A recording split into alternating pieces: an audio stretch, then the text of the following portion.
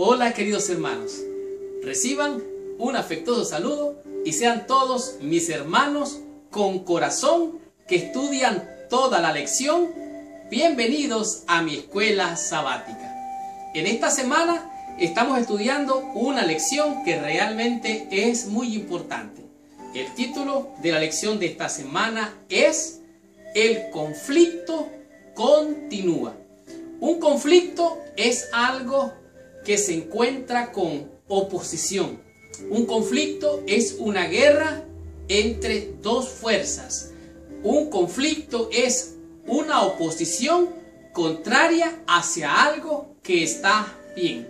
De tal manera que cuando decimos que el conflicto continúa, esto significa que el conflicto sigue y sigue.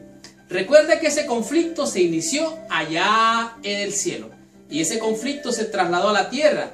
Y mientras estemos en esta tierra, la iglesia de Dios sufrirá violencia. Pero son los valientes los que lo arrebatan el reino de los cielos. De tal manera que no importa que el conflicto continúe.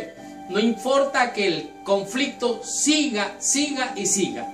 Si tú tienes la fe, el valor y te aferras a las promesas de Dios, jamás vas a perder la esperanza. De tal manera que esta semana vamos a estudiar temas de grande importancia y tú vas a descubrir por qué el conflicto continúa y cómo, a pesar de que el conflicto continúa, esto significa que habrán más y más victoria. Cada victoria es ganada por medio de la sangre del Cordero, por medio de la fe, por medio del valor, por medio de la esperanza gloriosa en las eternas promesas fieles y verdaderas de nuestro Padre y amante Dios, Jesucristo, su Hijo, y las promesas que Él nos ha dado. Esta semana vamos a estudiar lo que fue la guerra entre David, Goliat y Betsabé. Imagínese usted, esa es parte del conflicto en el cual tú y yo estamos envueltos. Seguidamente vamos a descubrir cuál es el deseo del profeta Elías allá en el Carmelo. ¿Por qué ese conflicto? ¿Por qué esa batalla? ¿Cuál era el deseo del profeta Elías? En el estudio de esta semana usted va a comprender de manera muy clara por qué las palabras de desafío del rey Ezequías. ¿Cuáles eran estas palabras? ¿Por qué las expresó el rey Ezequías? Esto usted va a estar descubriendo. Y al aprender sobre todos estos temas, usted poco a poco va a ir entendiendo lo que fue el decreto de muerte. Sí, un decreto de muerte que fue en contra del pueblo de Dios.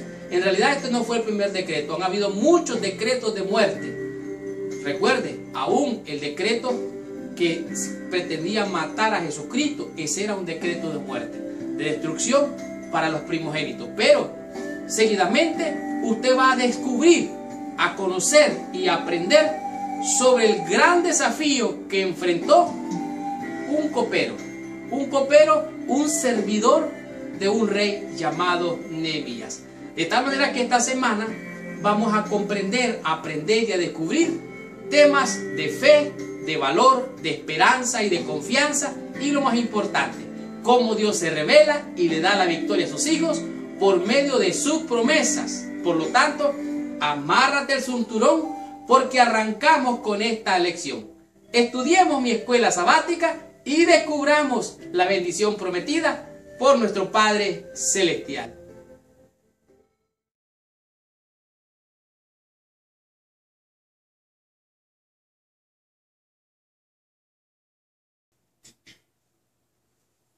Muy bien. El versículo clave de la lección de esta semana se encuentra en el libro de Nehemías, en el capítulo número 2, el verso número 17. Pero antes, te pido que por favor, antes de estudiar o repasar la lección, tengas palabras de oración. Cierra tus ojos, inclina tu cabeza y oremos a nuestro Padre Celestial. Señor Dios y Padre nuestro, en el nombre santo y precioso de nuestro Señor y Salvador Jesucristo, venimos ante tu presencia, pidiéndote, Señor, perdón, pidiendo, Señor, purificación, suplicándote que la sangre del Cordero de Dios que quita el pecado del mundo venga a cubrir nuestras almas y a limpiarnos de toda maldad y pecado. Que nos des tu bendición por medio de la presencia de tu Santo Espíritu y que seas tú, Señor, nuestro guía, maestro e instructor. Gracias, Señor, por todo. Nos ponemos en tus manos. Te rogamos que nos bendigas en el nombre de Jesús. Amén y amén. Pues bien, como ya dije, el versículo se encuentra en Nehemías capítulo 2, versículo 18. La Biblia dice así: entonces les declaré cómo la mano de mi Dios había sido buena sobre mí, y asimismo las palabras que el rey me había dicho. Y dijeron: levantémonos y edifiquemos. Así esforzaron sus manos para el bien. Estas son las palabras de testimonio de un hombre de Dios. De un hombre de Dios que estaba al servicio de un rey. Y este rey, cuando lo vio, este rey llamado Artajerjes, cuando vio a su siervo, que era el copero, él era el que le servía el vino al rey, cuando lo vio triste, le dijo: bueno, ¿y qué te pasa, Nehemías? Te veo tu rostro triste, tú estás afligido por algo. Entonces él le dice: mire, señor, ¿cómo no voy a estar triste? Si la tierra donde están enterrados mis padres, donde está toda la gente que yo quería, está destruida, la ciudad, los muros, las puertas de la ciudad, el templo, todo es un desastre, Señor. Estoy triste por eso. Pero mire, me parece interesante cómo el testimonio de este hombre logra impactar la vida de este rey llamado Artajerjes. Y entonces versículo 4 dice: y me dijo el rey: ¿qué cosa pides entonces? Entonces el rey le dice: ¿qué cosa pides? Si usted hubiera estado allí, si yo hubiera estado allí, yo le hubiera pedido inmediatamente: bueno, deme esto y esto y esto y esto. Pero no fue eso lo que hizo Nehemías. En la segunda parte del capítulo, del versículo 4 dice: entonces oré al Dios de los cielos. O sea, antes de pedir, lo que él hizo fue orar. Y dije al rey: si le place al rey y tu siervo ha hallado gracia delante de ti, envíame a Judá, a la ciudad de los sepulcros de mis padres, y la reedificaré. Este hombre fue sabio, fue prudente, tuvo valor, tuvo confianza, confianza en las promesas de Dios. Y entonces le dice el rey: claro que sí. Entonces le pide cartas, el rey le concede las cartas, le concede que vaya a sacar madera, le conceden muchas cosas, que en realidad es un testimonio maravilloso de cómo Dios guía a su pueblo aún en medio de la adversidad. A pesar de que el conflicto continúa, vemos la bendición de Dios en la obra de Nehemías. Dice aquí que él se levantaba de noche para ir a ver en un caballo cabalgando cómo estaba destruida la ciudad, qué es lo que hacía falta y todo. Y entonces en esta manera es cuando él se encuentra con los oficiales, con militares, que en realidad lo custodiaron para ir a reconstruir la ciudad. Entonces aquí es cuando él está dando testimonio. Dice: entonces les declaré cómo la mano de mi Dios había sido buena sobre mí. Entonces este es lo que está diciendo este versículo. La lección de esta semana, como dijimos, se llama El conflicto continúa.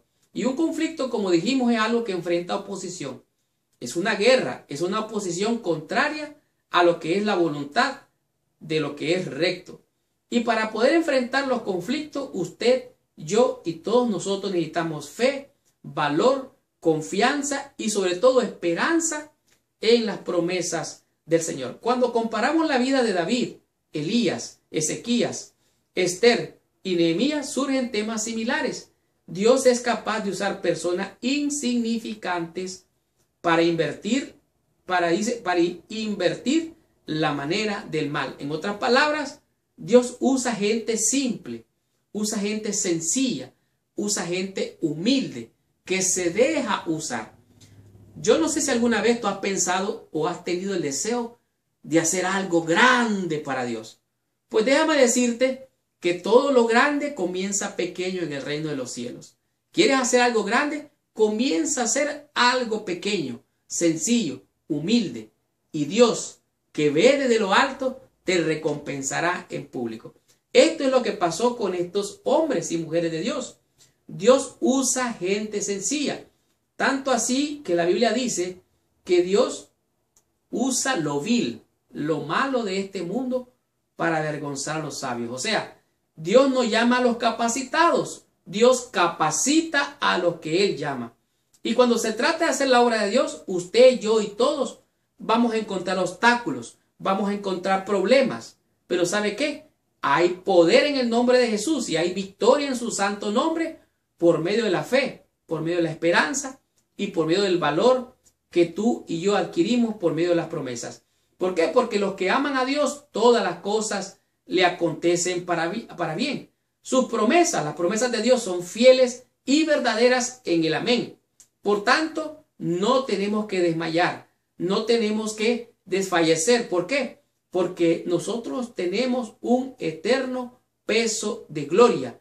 No estamos viendo lo visible, sino lo invisible. Se necesita fe, se necesita valor para obtener la victoria. De tal manera que nosotros tenemos que adorar a Dios. No porque Dios nos da la victoria, sino antes, oiga bien, antes de que Él nos la dé. Esto es fe. Fe es la certeza, la confianza, la convicción de que lo que no es, va a ser. O sea, si tú todavía no tienes la victoria, tienes que tener fe y confianza en las promesas de Dios que Él te va a dar la victoria. ¿Cuándo? En tiempo futuro. Pero puedes glorificar a Dios ahora.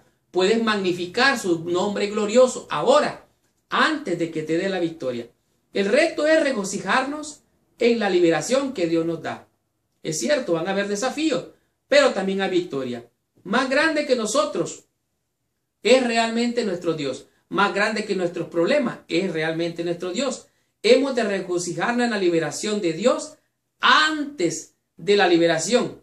Es un acto de fe y de adoración. ¿Quieres tú adorar a Dios realmente? ¿Quieres glorificar, magnificar su nombre realmente? Pues entonces solo ten confianza que el mismo que te lo prometió es fiel y verdadero y Él va a cumplir todas sus promesas en ti. Estudiemos la lección del día domingo y descubramos qué nos dice en este día la lección con el tema que es David, Goliat y Betsabé. Muy bien. Estudiando la lección en el día domingo, usted puede descubrir lo que es la verdadera guerra que liberó David, Goliat y Betsabé. ¿Qué es lo que estoy diciendo? En realidad hubo una guerra que enfrentaba el rey David y estas batallas que él enfrentaba vez tras vez, de todas las batallas había una que era la batalla principal. La misma batalla que tú llevas es la misma batalla que yo llevo, es la misma batalla que todos los creyentes peleamos y es la batalla de la fe y la batalla que se da en nuestro corazón por hacer o no la voluntad de Dios. La vida realmente es complicada, los seres humanos somos complicados. Realmente como criaturas que salimos de las manos de Dios, hechos a la imagen de Dios, muchas veces podemos corrompernos.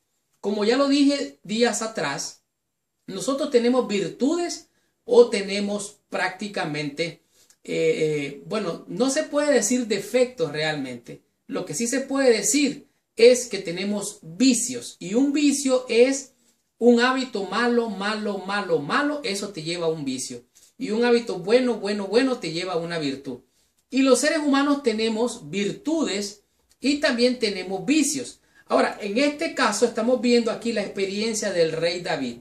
Los seres humanos podemos hoy estar en el tope de arriba, en victoria en la fe. Pero mañana podemos estar allá en el abismo. De tal manera que hay gente que enfrenta las dos etapas en el mismo día, en el mismo instante. Hoy están arriba, hoy están abajo. De tal manera que algunos enfrentan esta guerra de manera clara, vívidamente en su vida.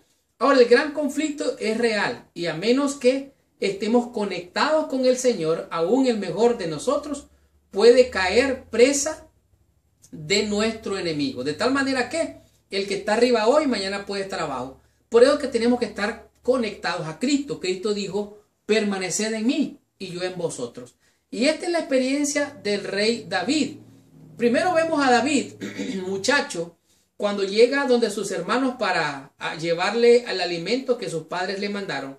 Dice aquí que David se enfrenta a Goliat y le dice David a Goliat, tú vienes a mí con espada, con jabalina, pero yo vengo en el nombre de Jehová de los ejércitos a quien tú has provocado. De tal manera que aquí David entendía que la guerra no era de él, la guerra no era con espada, no era con ejército, era una guerra espiritual.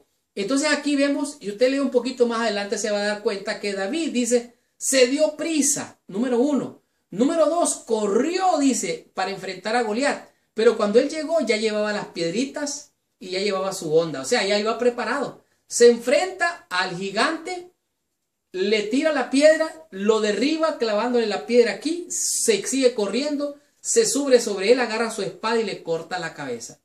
¿Cómo es posible que este hombre de Dios, que pelea las batallas y tiene victoria, un poco después, en el capítulo 11 de Segunda de Samuel, nos encontremos con él?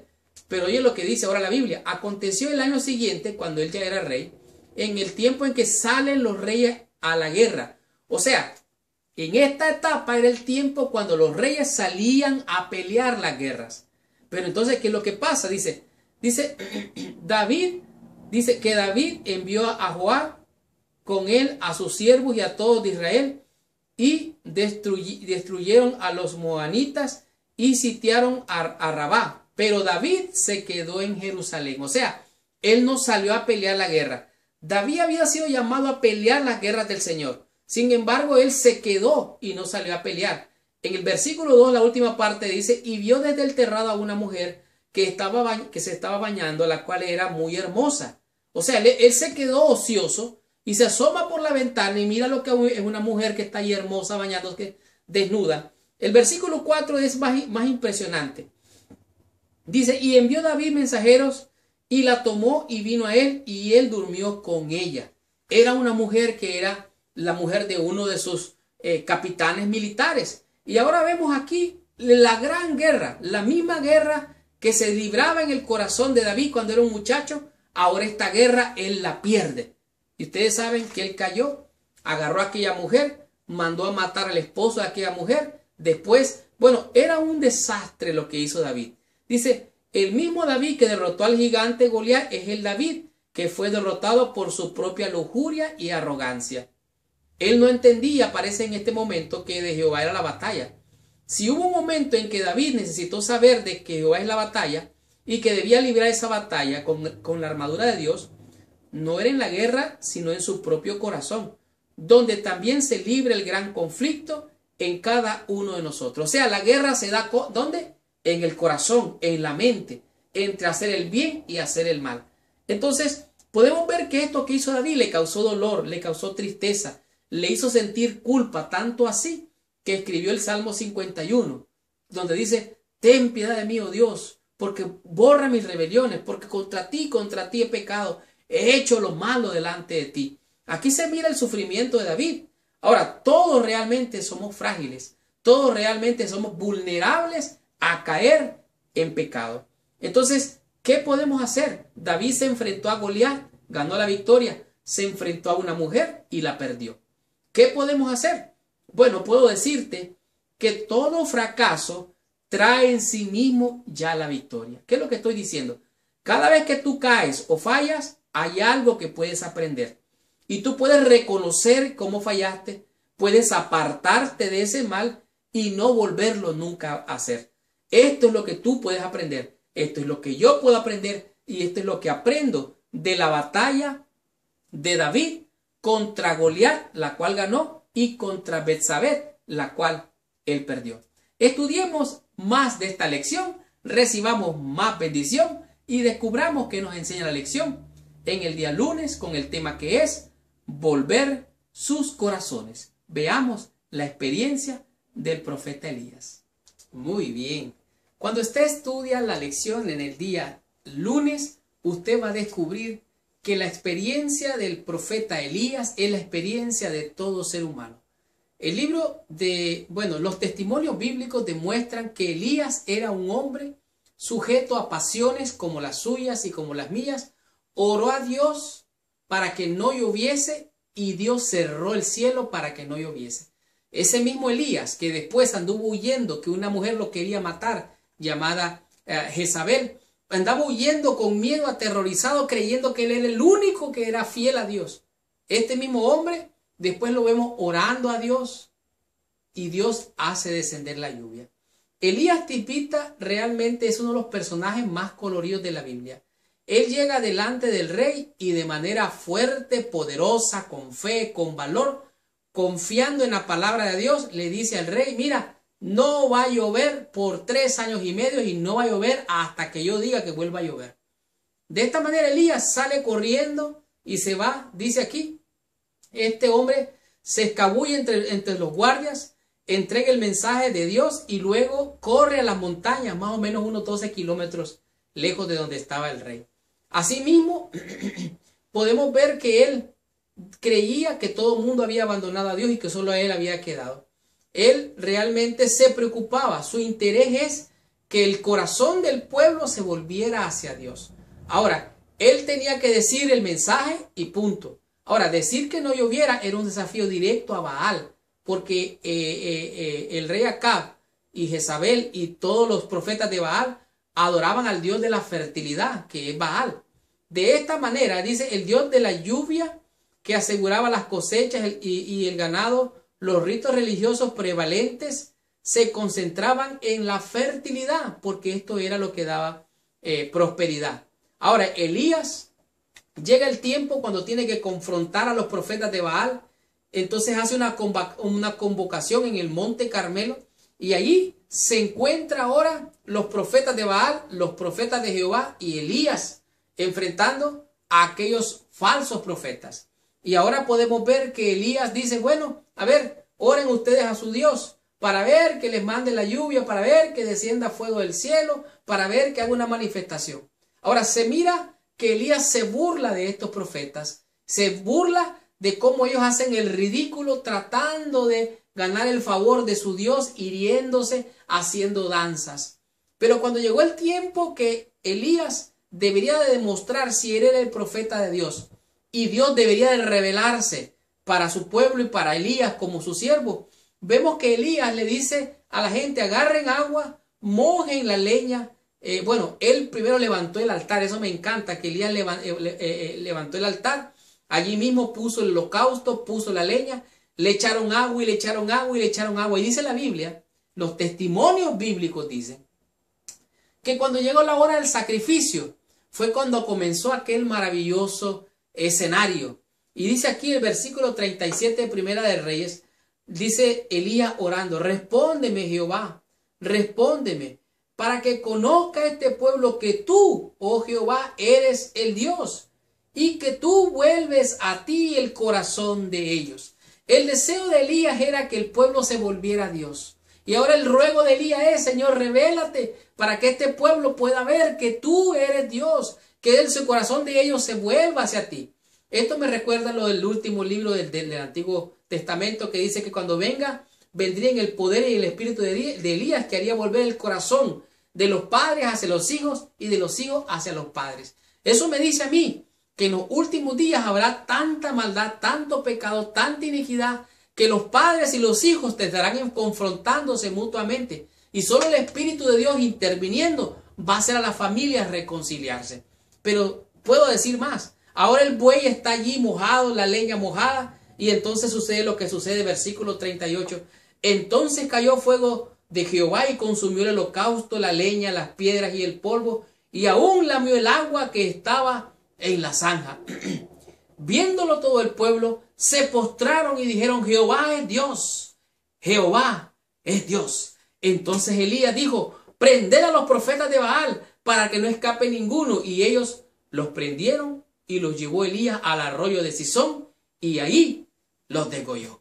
Ahora, el conflicto continúa, pero las victorias también continúan. Y aquí podemos ver entonces que Dios es el que hace volver el corazón del hombre hacia Dios. Dios no fuerza al hombre a que lo busque. Dios manda su espíritu para que por medio de su espíritu los hombres nos convirtamos a Él. Y por medio de su espíritu que nos lleva a toda verdad, nos convence de pecado, de justicia y de juicio, es su Espíritu Santo. Este es el poder y el espíritu de Elías, el que hace volver los corazones hacia Dios. Dice aquí, las personas primero tienen que hacer la elección de volver a Él.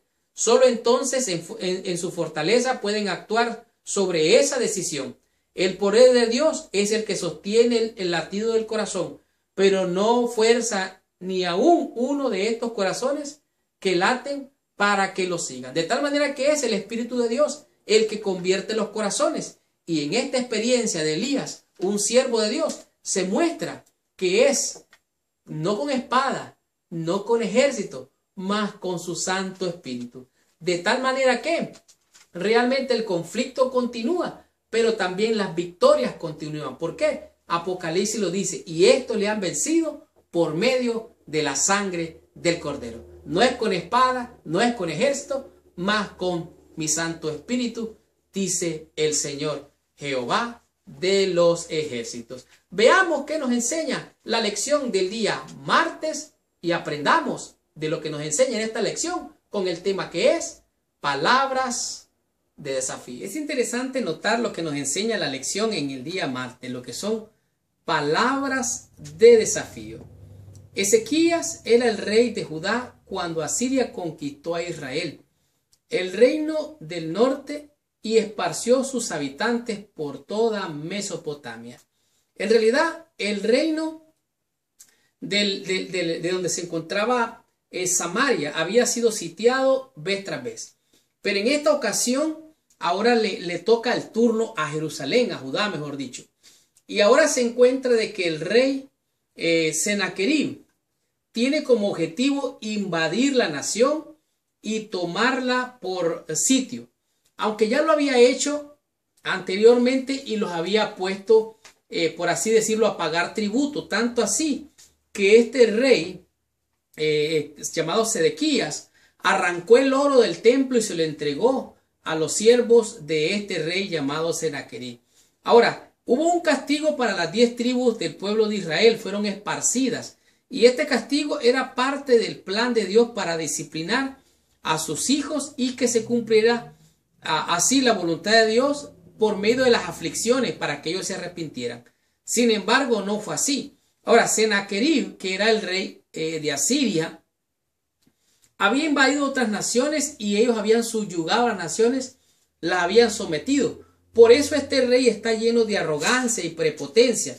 Tanto así que dice en el versículo 10 del capítulo 19, dice: así diré a Ezequías, rey de Judá, no te engañe tu Dios en quien tú confías para decir, Jerusalén no será entregada en manos del rey de Asiria. O sea, las palabras de desafío del rey de Asiria llegaron más allá de los límites, ofendieron a Dios. Ahora, Isaías le había dicho a Sedequías que Dios había oído su oración, que Dios había revelado la voluntad y le había dicho que él, hablando del rey Sedequías, hablando del rey de Sennacherib, no invadiría el pueblo. Dice así, versículo 32 del capítulo 19. Por tanto, así dicho Jehová acerca del rey de Siria: no entrará en esta ciudad ni echará saeta en ella. Versículo 33. Por el mismo camino que vino, por ahí se volverá. Versículo 34. Porque yo ampararé esta ciudad. Versículo 35.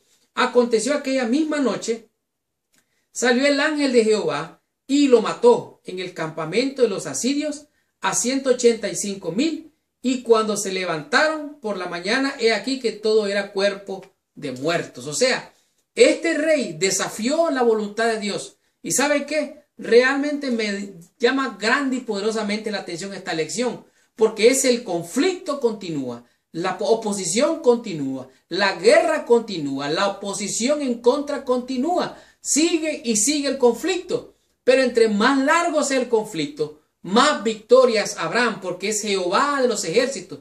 Él está al control. Sennacherib se burló, hizo escarnio, intimidó al pueblo, pero ¿sabe qué? Fue avergonzado. ¿Y qué fue lo que pasó con este rey? Cuando él regresó a Siria, después de haber sido avergonzado y derrotado, sus propios hijos lo mataron. De tal manera que con Jehová de los ejércitos nadie se mete. El diablo es un mentiroso, está condenado, está derrotado. Y con nosotros está Jehová, el Dios de los ejércitos. Él ha dicho, dame tu pleito, yo lo pleitearé. Él dice, no es con espada, no es con ejército, es con mi Santo Espíritu. Por lo tanto, dice Apocalipsis que Cristo viene en un caballo blanco, venciendo para vencer. Y tiene un nombre escrito que se llama Rey de Reyes y Señor de Señores. Por lo tanto, ¿qué podemos hacer? Sino que confiar en el nombre santo y poderoso de nuestro Señor y Salvador Jesucristo.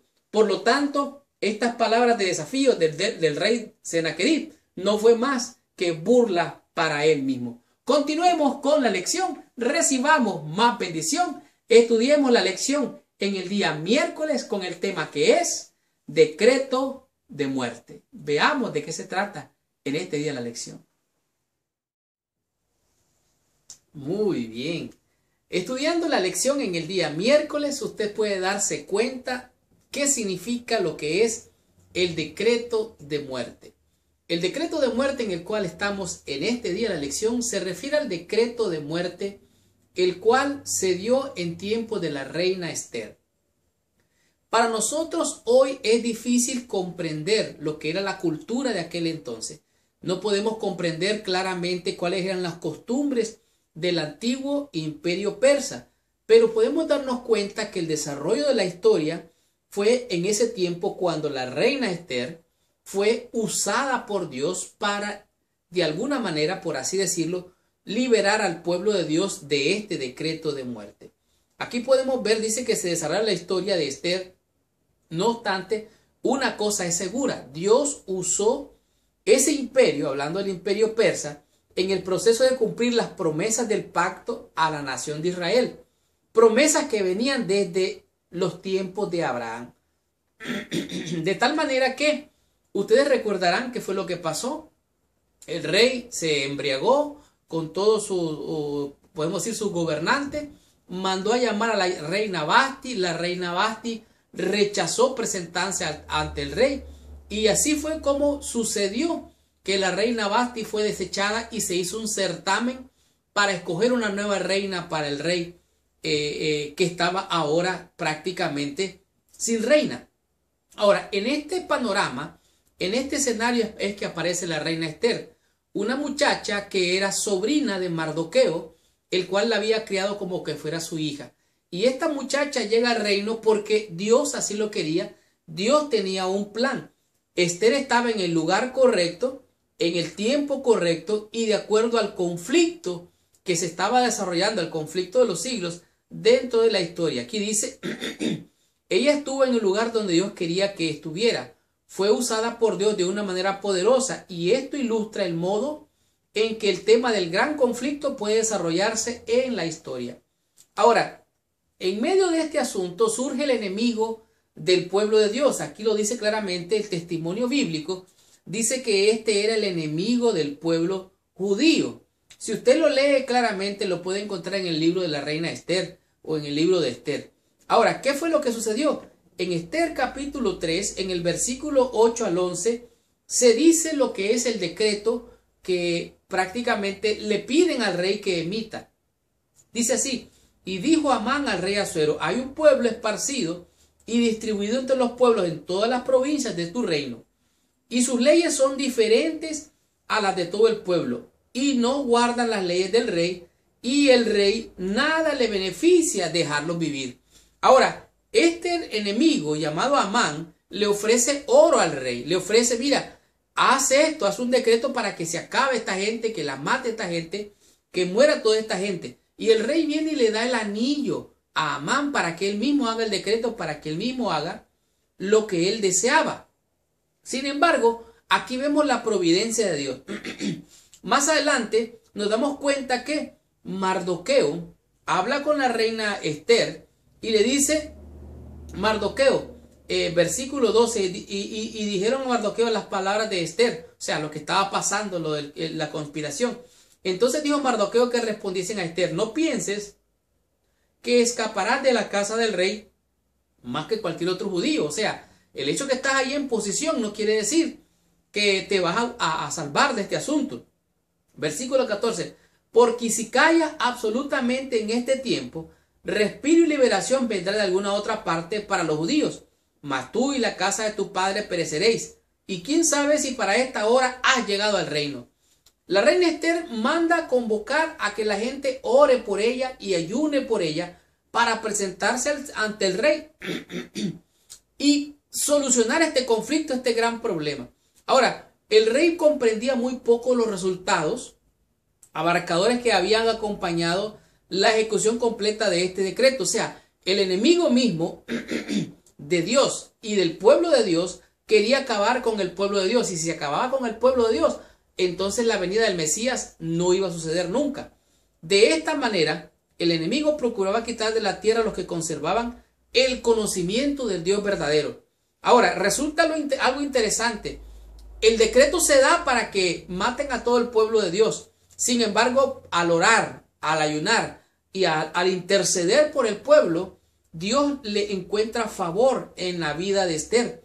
Y así es que Dios se glorifica y le da vuelta, por así decirlo, a todo el plan del enemigo. Él quería destruir al pueblo, pero el enemigo fue destruido. Léalo un poco más adelante. Le recomiendo que lea toda la historia del libro de Esther. Es un libro pequeñito en realidad. Dice aquí, el conflicto aquí era la adoración. Recuerde que Amán quería que Mardoqueo le adorase, se postrase y lo reconociese, porque la cultura de este pueblo era algo así como el que llegaba al reino era como un dios. Entonces, el conflicto, dice, el gran conflicto entre Cristo y Satanás es todavía la misma. Y los que procuran ser fieles a Dios enfrentarán algo como lo que enfrentaron los judíos. Se nos ha advertido en que las escenas finales de la historia de la tierra se promulgará el decreto que declarará que se hiciese matar a todos los que no adorasen. Así lo dice Apocalipsis. Dice que querrán matar a aquellos que no adoren a la bestia, a su imagen. Pero ¿sabe qué? Aquí el decreto de muerte es para aquellos que no adoran a la bestia, a su imagen. Pero entonces, ¿qué tenemos que hacer? La Biblia es clara, es mejor obedecer a Dios antes que a los hombres. Y el único que se merece toda honra, toda gloria y toda adoración se llama Jesucristo. Él es el Dios en esta tierra para tu salvación y para mi salvación. Entonces, confiar o desconfiar de aquellos que piensan diferente, aquellos que adoran diferente. Tú no tienes que irte a adorar a otros dioses. ¿Por qué? Porque solo hay un solo Dios dado a los hombres, un solo mediador, y este se llama Jesucristo. De tal manera que aquí el punto principal en el decreto de muerte es adorar a quién. Dice la Biblia, Apocalipsis dice, y los que no le adoraron fueron prácticamente desechados. Estos tienen que tener, dice, una marca en la frente, una marca en la mano, los que adoran a la bestia. No pueden comprar ni vender. Entonces la pregunta es, ¿este decreto de muertos se va a dar nuevamente? Obviamente, aquí lo dice, se nos ha advertido que en las escenas finales de la historia de la tierra se promulgará el decreto que declara que se hiciese matar a todos los que no adoren a la bestia y a su imagen. De tal manera que en el conflicto sigue habiendo victoria. ¿Por qué? Porque el que se merece toda honra, toda gloria, se llama Jesucristo. Y a Él es que hay que adorar. A Él es el digno de toda honra, de toda gloria. Veamos qué nos dice la lección en el día jueves con el tema que es Nehemías. Muy bien. Estudiando en la lección del día jueves, usted encuentra una grande y maravillosa lección. En este día, la lección nos presenta la experiencia de Nehemías. Nehemías realmente era una persona que estaba, por así decirlo, de sirviente del rey Artajerjes. Nehemías, dice aquí, la historia de Nehemías sucede en un momento cuando la nación de Israel ya no existía, geográficamente no existía y políticamente tampoco era una entidad política.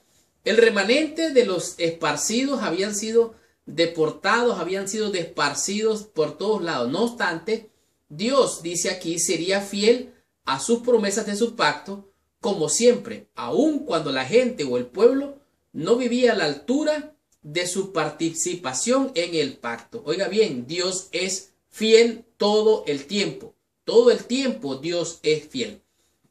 Y aquí aparece la experiencia de Nehemías. En el libro de Nehemías, en el capítulo 1, aquí se presenta cómo Nehemías se encuentra afligido, triste, se encuentra prácticamente preocupado por la condición de su nación. Dice aquí, palabra de Nehemías, hijo de Jacalías, aconteció en el mes de Cuesleu, en el año 20, estando yo en Susa, capital del reino, que vino Hananí, uno de mis hermanos, con algunos varones de Judá, y le pregunté por los judíos que habían escapado, que habían quedado de la cautividad y por Jerusalén. O sea, Nehemías le pregunta a su hermano qué es lo que pasó con esta gente. Y el versículo 3 dice: y me dijeron, el remanente de los que quedaron de la cautividad allá en la provincia están en gran mal y afrenta, y el muro de Jerusalén derribado y sus puertas quemadas a fuego. Cuando Nehemías recibe este reporte, él se aflige en su corazón y lo que hace él es orar a Dios. Y al orar a Dios, Dios le escucha su oración. Porque ¿sabe qué? Estaba en ruina, estaba en oprobio, estaban en vergüenza. Entonces, en esa condición, Nehemías ora a Dios. Y es interesante la oración de Nehemías cuando usted la pone o la compara con la oración de Daniel el profeta. Son similares. Aquí se presenta fe, valor, esperanza y confianza en la promesa de Dios. Nehemías demuestra esto aquí. Ahora, él está orando. El versículo 6 dice claramente, dice: esté ahora atento tu oído y abierto tus ojos para oír la oración de tu siervo. Está Nehemías orando. Y después que pasa esto, más adelante nos encontramos con que Nehemías está frente al rey y está sirviéndole la copa al rey. Y el rey le dice: mira, ¿qué te pasa, Nehemías? Te veo triste, algo te pasa, estás afligido. Y entonces le dice él: ¿cómo no voy a estar triste? ¿Cómo no voy a estar afligido? Si la tierra donde están mis padres enterrados, la ciudad, los muros, todo está destruido. Todo eso realmente es terrible. ¿Cómo está, señor rey? Entonces, es aquí me impresiona grandemente que por medio de la gracia del rey, Nehemías recibió permiso para retornar a Jerusalén y reedificar. Al llegar allá, él camina de noche, anda por un caballo viendo todas las ruinas de lo que está pasando, mira los escombros. Y él trató de investigar cuál era la verdadera condición en la que se encontraba el pueblo. Ahora, más adelante, cuando el rey le da permiso a Nehemías para ir y reconstruir la ciudad, entonces él viene, se va donde los líderes que estaban en aquel entonces y él empieza a investigar, Y es interesante notar que en esta condición terrible en la que se encontraba, él viene y les testifica a estos líderes. Les testifica de cómo Dios ha sido bueno con él. Les testifica cómo el rey ha sido bueno con él y cómo Dios oyó su oración. Y ahora, en el libro de Nehemías, versículo 18 del capítulo 2 dice: entonces les declaré cómo la mano de mi Dios había sido buena sobre mí, y asimismo las palabras que el rey me había dicho, y dijeron: levantémonos y edifiquemos. O sea, él trajo un mensaje. Este líder llamado Nehemías trajo un mensaje, le dio testimonio cómo Dios había operado en él, en el rey, para que Dios le diera gracia. Y esta gente se dispone a hacer la obra. Pero ¿saben qué? Siempre que se hace la obra de Dios hay un enemigo que se opone. Siempre que se quiere hacer la obra de Dios hay un enemigo que quiere detenerla, que quiere obstaculizar. Este es el conflicto, continúa el conflicto. Ahora nos vemos aquí que Nehemías se encuentra con los dirigentes que no estaban contentos. Ellos se opusieron a la obra, y entonces al comenzar la obra, esta gente se enojó y se enfureció tanto que empezaron a presentar oposición para que no continuara la obra. Pero cuando un hombre de Dios tiene fe, cuando un hombre de Dios tiene valor, tiene esperanza, tiene confianza en la palabra de Dios, él va a tener la victoria siempre. Esto fue lo que pasó con Nehemías. Dice aquí, es cierto, dice, Sanbalat se enojó. En realidad era un extranjero este Sanbalat. Era el enemigo que estaba metido ahí entre el pueblo. Ahora, resulta aquí, dice, que Nehemías encontró oposición. Dice, si hubiera sido muy fácil retroceder, o sea, regresarse y no continuar con la obra. No obstante, a pesar de toda clase de maquinaciones en su contra, persistieron confiando en Dios. Nehemías siguió la reconstrucción del muro y dejó las amenazas de sus enemigos en las manos de Dios. De tal manera que Nehemías demostró que aunque el conflicto continúa y aunque la oposición se presenta, Dios va a cumplir sus propósitos. Tú nada más tienes que tener fe, valor, confianza, y debes de descansar en las promesas de Dios. Esta guerra no es tuya, es de Dios, y Él la va a pelear por ti, por mí, y siempre habrá victoria. ¿Por qué? Porque con nosotros está Jehová de los ejércitos. Es cierto, el conflicto continúa, pero ¿sabe qué? También las victorias continúan. Tengamos la conclusión, recibamos total bendición estudiando la meditación de la lección de esta semana. ¡Wow! ¡Qué tremenda y poderosa lección hemos tenido durante toda esta semana! Gracias, mis hermanos, con corazón, por estudiar toda la lección de escuela sabática. Sin duda ninguna, si tú estudias la lección completa, tienes corazón. Recuerda, la lección de escuela sabática es el corazón de nuestra iglesia. Por lo tanto, Dios te bendiga por tener ese corazón al estudiar toda la lección.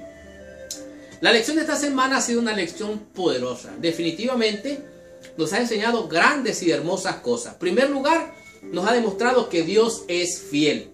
Dice aquí, la palabra de Dios muestra vez tras vez la fidelidad de Dios hacia su pueblo. Seguidamente nos ha mostrado que estamos en medio de un conflicto. Y en este conflicto tú tienes que estar o de parte de Dios o de parte del enemigo. No puedes estar en el medio. Hoy nosotros estamos inmersos en el gran conflicto, tan ciertamente como las personas que hemos estudiado. O sea, tanto David, Nehemías, Esther y todos estos personajes que hemos estudiado realmente estuvieron en el conflicto. Ahora, esta gente demostró fe, demostró valor, demostró esperanza y sobre todo confianza en las promesas de Dios. De tal manera que las promesas de Dios son los que nos hacen sostenernos. Toda promesa de Dios es sí en el amén. Leo literalmente. Por eso es importante que nosotros como cristianos recordemos las palabras maravillosas.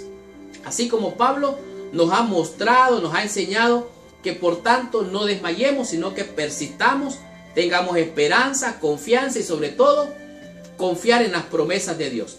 Porque esta leve tribulación momentánea produce en nosotros un cada vez más excelente y eterno peso de gloria. No mirando nosotros las cosas que se ven, sino las cosas que no se ven. Pues las cosas que se ven son temporales, pero las que no se ven son eternas. Por lo tanto es cierto, el conflicto continúa, la batalla continúa, pero la victoria es segura. Aunque la batalla sea dura, la victoria es segura porque con nosotros está Jehová de los ejércitos. De tal manera que estas promesas bíblicas son la señal de nuestra esperanza máxima. Es cierto, podemos ver en la vida de David cómo este hombre cayó. Vimos cómo Dios lo bendijo, Dios lo prosperó en todo lo que hacía David, pero tristemente el enemigo le puso una trampa y él cayó. Es cierto, existe el Salmo 51, un salmo muy popular, donde David dice: contra ti he pecado, he hecho lo malo delante de ti. David tenía una grande y eterna culpa que le subyugaba su corazón. Pero pocas personas piensan en el Salmo 103, que se los voy a regalar. Es un salmo poderoso de David.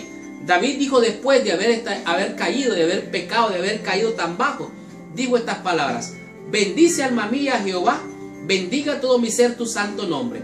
Bendiga alma mía Jehová y no olvides ninguno de sus beneficios.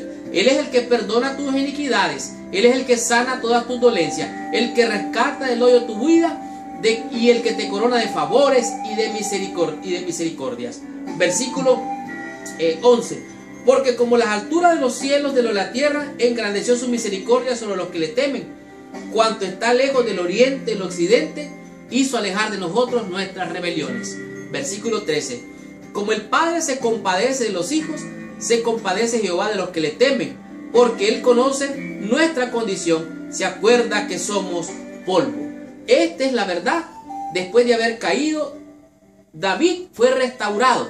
Y de esta manera, por eso él puede decir, versículo 17, como la misericordia de Jehová es desde la eternidad hasta la eternidad, sobre los que le temen, y su justicia sobre los hijos de los hijos, sobre los que guardan su pacto y los que se acuerdan de sus mandamientos para ponerlos por obra. Es cierto, David cayó, pero fue restaurado nuevamente. Esta semana aprendimos 5 conceptos, 5 lecciones que a mi juicio han sido de gran bendición. Como por ejemplo, vimos a David como un pequeño muchacho confiando en Dios, creyendo, teniendo fe, valor y esperanza, derrotó a un gigante. Todo problema gigante tiene una piedra que la derriba, la piedra de la fe. Y David venció al gigante, le cortó la cabeza, ganó la batalla. Pero ¿sabe qué? un tiempo después, este hombre que estaba en medio del conflicto fue herido por el enemigo, cayó en pecado y lo vemos ahora mandando a matar a uno de sus líderes militares. Toma por mujer a la mujer de este hombre llamado Urías Eteo, y así David, el hombre que había tenido grandes victorias, lo vemos derrotado por el enemigo. Sin embargo, acabamos de leer el Salmo 103. Hay victoria y poder en el nombre poderoso de nuestro Señor Jesucristo. Es cierto, David cayó, pero ¿sabe qué? También se levantó. Gloria sea a nuestro Dios. El conflicto continúa. Volver sus corazones, el tema número 2. Vimos cómo Elías se presentó ante el rey Acab. Le dijo, mira, no va a llover hasta que yo diga.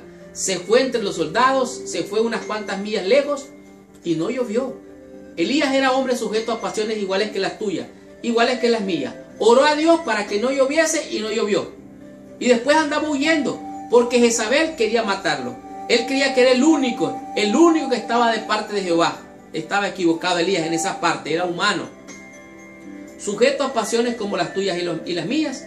Oró a Dios nuevamente y la lluvia llegó, pero no antes sin mostrar quién era el verdadero Dios. Elías, su corazón deseaba que el pueblo se convirtiera a Dios y convocó a los profetas de Baal, convocó a todo el pueblo para mostrar quién era el verdadero Dios. Y vimos cómo él puso las piedras, levantó el altar, hizo allí el sacrificio, puso la leña, hizo una zanja allí, mojaron todo eso y él dijo, el Dios que responda con fuego, ese es Dios. Y en la hora del sacrificio, dice la Biblia, el testimonio bíblico es poderoso. Se hizo la oración y vino fuego del cielo y consumió el holocausto, las piedras, el agua y todo. Y todo el pueblo dijo, Jehová es Dios, Jehová es Dios. Y así llevaron a los profetas de Baal hasta el arroyo de Sison y allí murieron porque los degollaron a todos aquellos profetas falsos. Volver el corazón hacia Dios es lo que dice el último libro del Antiguo Testamento, que Él vendrá en el espíritu de Elías, que hará volver el corazón de los padres hacia los hijos y el de los hijos hacia los padres. De tal manera que Dios está cumpliendo su voluntad en medio de este conflicto. También comprendimos la palabra de desafío. Ezequías, el rey, había sido amenazado por el rey Senaquerib, quien ya estaba de hacía tiempo atrás intimidando al pueblo, se burlaba del pueblo, tanto así que Ezequías le dio el oro del templo, arrancó el oro del templo y se lo dio a él como tributo, estaba como pagando el impuesto. Pero se fue más allá Senaquerib y desafió a Jehová de los ejércitos. Y así viene este hombre, el rey Sedequías, ora a Dios. Y en esta condición recibe palabra del profeta y le dice, mira, no hay nada que ese hombre venga a hacer aquí, no va a disparar ninguna flecha. Y aunque rodeó la ciudad y quería atacar, resultó que el ángel de Jehová vino y mató un montón de gente. Y este rey llamado Senaquerib se regresó y al regresar sus propios hijos lo mataron. El conflicto continúa, pero la batalla también trae victoria. Y aquí podemos ver cómo el desafío de este rey hizo que se glorificara el Señor. ¿Por qué? Porque él confió en las promesas del Señor y él dijo, realmente no es con espada, no es con ejército, más con mi Santo Espíritu. Como puede usted ver, toda la historia de esta semana tiene que ver con oración, con fe, con valor, con esperanza, confianza en las promesas de Dios. Y esto nos lleva al tema número 4, decreto de muerte. Cuando el rey Asuero llamó a la reina Vasti para que se presentara ante él y ella no quiso, Dios tenía un plan. Cuando lo que Dios hace no tiene sentido, tiene un propósito. Y esta reina Vasti fue destronada. Allí fue cuando la reina Esther vino a ser reina. Pero ¿sabe qué? El enemigo siempre está dando batalla, siempre está haciendo la guerra y el conflicto continúa. Entonces Amán quería que destruyeran al pueblo de Dios solo porque Mardoqueo no se postraba, no le adoraba a él. Porque en esa cultura quien estaba en la posición de líder era como un dios. Entonces quieren hacer el decreto de muerte. El rey le da a Amán el anillo para que haga el decreto Y así sale el decreto de muerte para el pueblo judío, para el pueblo de Dios. Sin embargo, cuando esto llega al corazón de la reina Esther, le confiesa, le manda a decir a Mardoqueo, le dice, oren por mí, ayunen por mí, que me voy a presentar ante el rey. Oiga bien, oración, ayuno, confianza en la palabra de Dios, fe, valor, esperanza, es todo lo que mueve esta lección. Ahora podemos ver que la reina Esther hace un banquete, invita al rey, hace otro banquete, invita al rey, hace otro banquete y lo invita al rey, hasta que el rey le dice, mira, dime qué es lo que quieres. Y entonces la reina Esther le declara cuál es su origen, que es judía. Y así, el enemigo quería destruir al pueblo de Dios, pero Dios destruye a sus enemigos. Muere Mardoqueo en la horca que quería poner, muere a Amán en la horca que quería poner a Mardoqueo. De tal manera que hay victoria, hay poder en el nombre glorioso de Jesús, cuando tú y yo confiamos con fe, con valor y con esperanza en sus lindas y maravillosas promesas. ¿Y qué diremos del último tema? El tema número 5, Nehemías, un hombre de Dios que aunque estaba, por así decirlo, deportado de su nación, aunque estaba en una situación difícil, de copero como siervo del rey, al saber el informe de su hermano, cómo estaban aquellos en Jerusalén, destruida la ciudad, los muros, entonces él oró a Dios. Cuando el rey vio su rostro, dijo, estás triste tú, ¿qué te pasa? Entonces él le declaró, ¿cómo no voy a estar triste? Mi pueblo, mi nación, donde mis padres están enterrados, está en ruina, rey. Entonces él halló gracia ante los ojos del rey y le dice, bueno, ¿tú quieres ir allá? Vete a reconstruir ese lugar, vete a reconstruir la ciudad. Le dio cartas que él le pidió, le dio madera que él pidió, y así él fue enviado para reconstruir la ciudad, los muros, y de esta manera Dios le dio victoria a Nehemías. Aunque hubo oposición, el enemigo vino a oponerse, la victoria fue segura. De tal manera que no tenemos nada que temer frente al futuro, a menos que olvidemos la forma en cómo Dios nos ha guiado en el pasado. Y esta fue la lección número 5. La próxima semana vamos a estudiar la lección número 6, cuyo título es Victoria en el desierto. Gracias por visitar el canal de mi escuela sabática. Les habló su hermano y su amigo Marlon García. Y los invito para la próxima semana para estudiar esta tremenda bendición. Y recuerda, si te ha gustado esta lección, por favor, comenta ahí abajo. Si eres maestro de escuela sabática, si eres director de escuela sabática o directora, si eres alumno de escuela sabática, deja tus preguntas que los maestros que están estudiando con nosotros que las puedan responder, y yo también prometo responderles. De tal manera que, si quieres ser tú de bendición con esta lección, compártela con todos tus amigos. Y si quieres ser tú de bendición en el mundo entero, comparte esta lección con todos tus amigos y con todos nuestros hermanos en el mundo entero. Muchas gracias, que Dios te bendiga. Nos vemos la próxima semana. Pero antes de despedirnos, quiero que por favor, ahí donde estás, cierres tus ojos, inclines tu cabeza y oremos a nuestro Padre Celestial. Señor Dios y Padre nuestro, en el nombre de Jesús venimos ante ti, dándote gracias por tan hermosas lecciones, Señor. Te rogamos que nos bendigas y nos ayudes a atesorarla en nuestro corazón. Aumentanos la fe, la esperanza, la confianza en ti, y al mirar estos lindos testimonios, Señor, que sean de inspiración para nuestras almas, para tener victorias, porque no es nuestra la guerra, Señor. Toma nuestros pleitos, peléalo tú y danos tú la victoria, porque no es con espada, no es con ejército, es con tu Santo Espíritu. En el nombre de Jesús te ponemos en tus manos nuestras almas y te rogamos que nos bendigas. En el nombre de Jesús. Amén y amén. Muchas gracias. Que Dios te bendiga. Nos vemos la próxima semana.